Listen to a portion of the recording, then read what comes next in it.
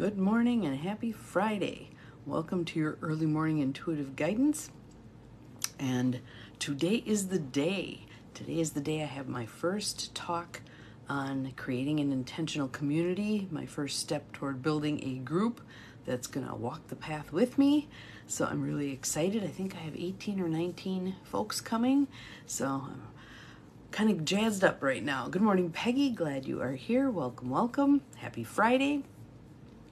So we'll give it a second here as some of the others find me. Oh, I see my plants wrong way, are showing up in the picture for once. And those two little red things right there that are sticking out, those are actually the ends of candles. I have a candle, they're tied together up there.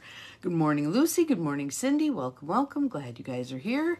So we are getting inundated, absolutely pounded with the same messages over and over and over. My sense is the universe is taking off her nice gloves and saying, come on, you guys, get with it here. Let's go.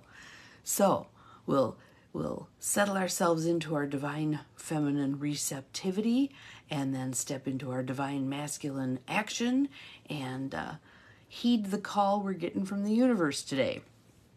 And it's a call we've had before, which is why I'm saying I think the universe is saying, come on, okay, I want you to get this message. I'm going to deliver it and deliver it and deliver it until your heads kind of pop up. Good morning, Renee. Glad you are here. Welcome.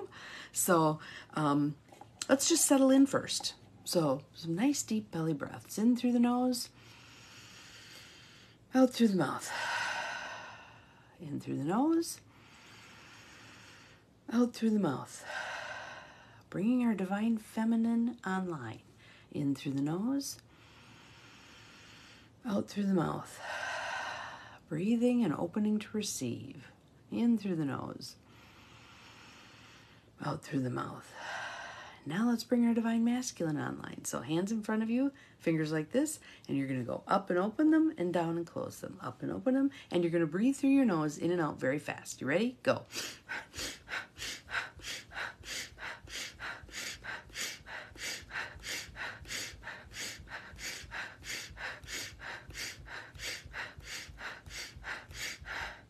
Nice deep breath. Now that might have made you a little lightheaded. That just means that typically you're not getting a whole lot of oxygen. So we're just jump starting the whole system, getting some things flowing and moving so that whatever we are receptive to, whatever's coming in, we actually have the energy and the vehicle to do something with it. All right?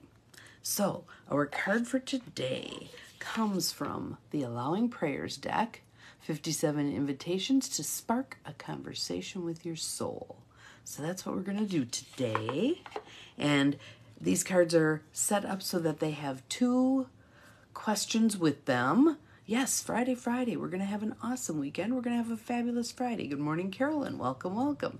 And I'm hoping all of you are going to send me good juju between like 2 and 6 this afternoon Central Time, because I am talking with some people who are interested in intentional community. And I was on a call last night, a Zoom call, with one of the two architects who really was instrumental in the 80s and 90s on up in bringing intentional community to the U.S. And she was a little bit discouraged. She was a little bit discouraged about the possibilities for building intentional community affordably. She's working on multiple projects herself right now, and I'm sure her ex-husband is doing the same. So those communities are still happening and building. But one of the statistics, or one of the things that I read, was that the majority of people who are involved right now in intentional communities are white, upper middle class, older, moneyed, educated.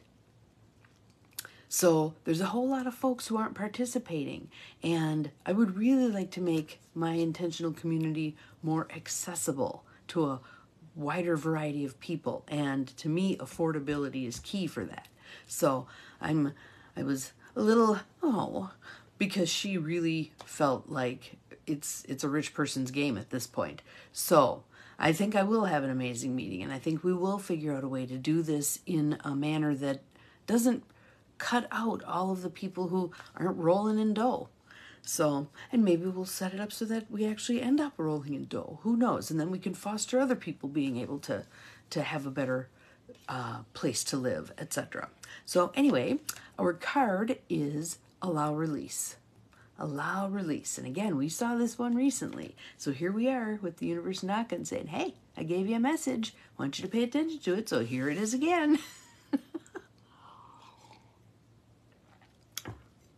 And absolutely, the time is right. The time is right for many things right now. And that's, I think, one of the reasons we're getting this card. So let's see how it fits for you. Here are our 2 questions. And again, I love this word that she chose to describe this process. How are you dishonoring yourself by holding on to whatever no longer serves you? How are you dishonoring yourself by holding on to whatever no longer serves you? Oh, there goes my dog. Sorry. Close the door on him. Someone must be going past with a dog. My dad doesn't need an alarm. We have TJ. Hi, you don't like that door closed, do you?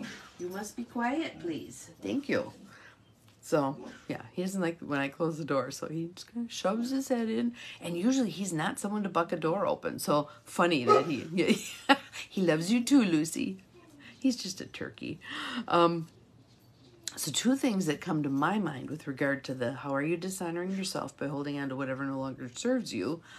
One of them, yesterday I had to choose my top 3 goals for my coaching program that I just invested in. And I'm sitting there and I'm like, okay, Bonnie, what are you pretending not to know? So I put down my first one and I put in there, I've been avoiding this one. I don't want to deal with this one. This one in my mind sucks, blah, blah, blah. The other 2, they came real easy, the intentional community, blah, blah. So I put it first because I want my coach, whoever they assign me to. So there were hundreds of people on this call, hundreds of people. And, and so they're going to take a week to assign coaches to us based on the information that we gave them. So I can't wait to see who I'm going to get for a coach.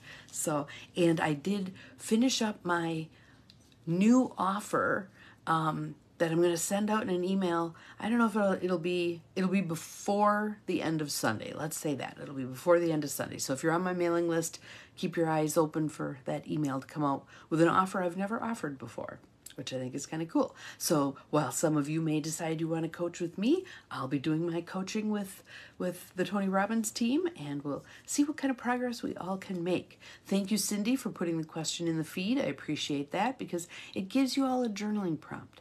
Spend some time. If you don't like writing, do it on the keyboard. That's fine too. Or say it out loud to yourself. Read it, say your answer into your voice messaging thing on your phone, and then play it back and listen to it. What do you sound like when you answer the question, how are you dishonoring yourself by holding on to what no longer serves you? Does that curl your hair? It ought to. Do it anyway. Do it anyway. Because we can do hard things, right? As Glennon Doyle says, we can do hard things. So being honest with ourselves, being brutally honest with ourselves, and answering that question can open up a whole new realm of discovery and forward movement for each of us.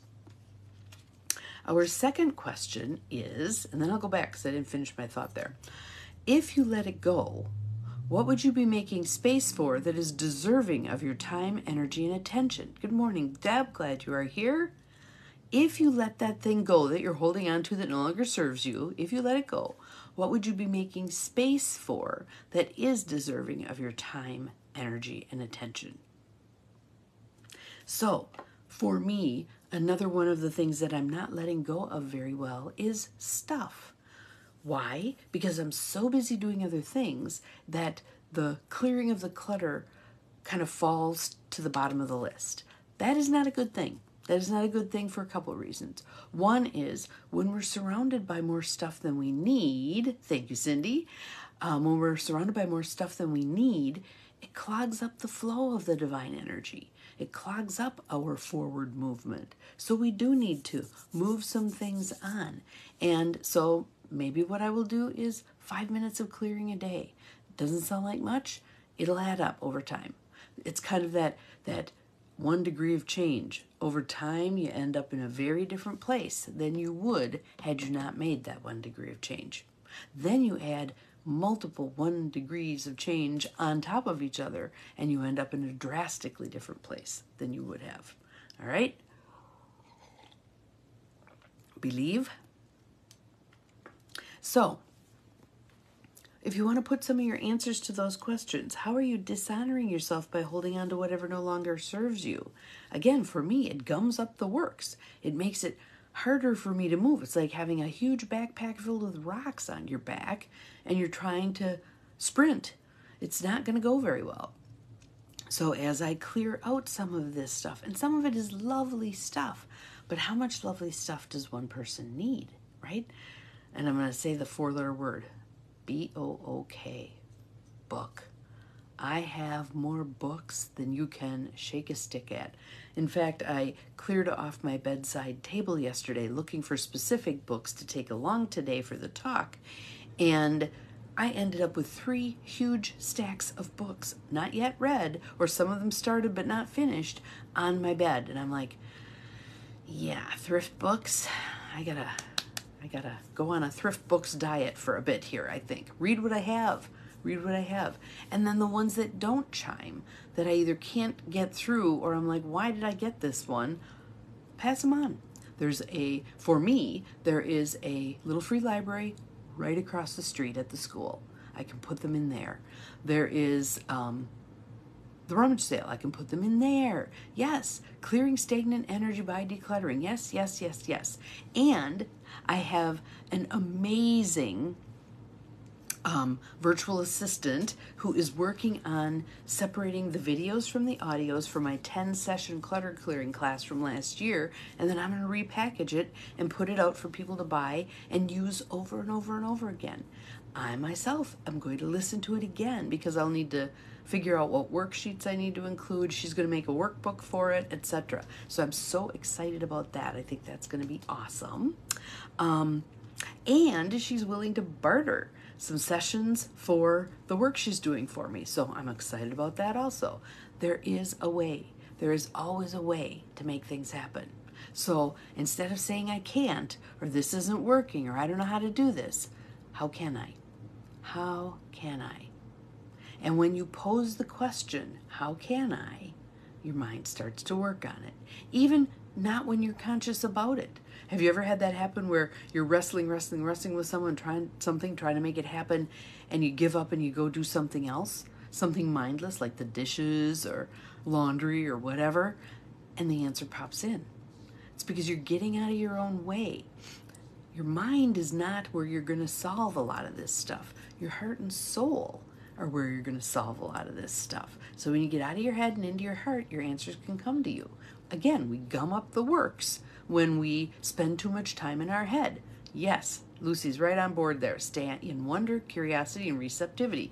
The Lynn Schuster comment, I wonder how this is going to work out, said with a smile and eyebrows up and wonder, right?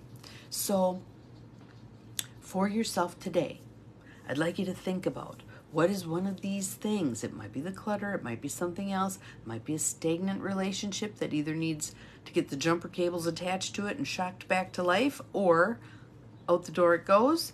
And I know that's hard and I know that's scary, but most of the time, 99.9% of the time when I've walked with someone through the end of a relationship, on the other side, down the road a ways, after they've done the hard part, they say, it was so worth it. I'm so glad I was brave enough to do that. Leaving a job, especially a job that has the golden handcuffs. Good morning, Pat. Glad you are here. If your job pays you fabulously and you are miserable, what are you going to do about that? What are you willing to do about that? Sometimes you can work with it from within. You might go to your boss and say, okay, I love 90% of my job. This 10% is making it so miserable, I don't even want to be here anymore. Could we farm that 10% out to someone else? Who would love to do this piece? Could we do that? Never hurts to ask. It never hurts to ask. All right? So we are being brave. We are being brave, practical rebels. We are being brave. Allow release. How are you dishonoring yourself by holding on to whatever no longer serves you? And if you let it go, what would be making space for that is for what is deserving of your time, energy, and attention?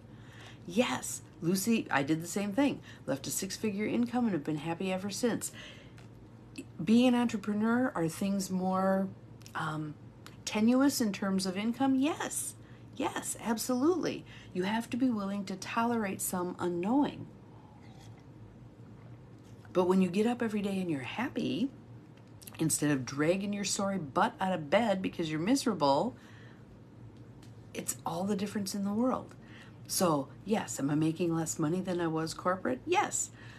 Is that a big deal? Not really, because I think the opportunities are still there for more to flow my way, especially since I have these wonderful places for that money to go. Helping to fund an intentional community, maybe subsidizing some people who otherwise wouldn't be able to manage it, etc., etc., etc. Okay? So, allow release. That is what we are doing today. We are allowing release. We are going to take action. Again, our divine feminine has now taken in this message, is receptive to this message. Our divine masculine is now going to step in and give us some action steps. I'm going to clear 5 books. I'm going to empty the junk drawer. I'm going to call that person. I'm going to set up a come to Jesus meeting with my kids. I'm going to, whatever it's going to be, I'm going to take a walk today. I'm going to take a clarifying walk.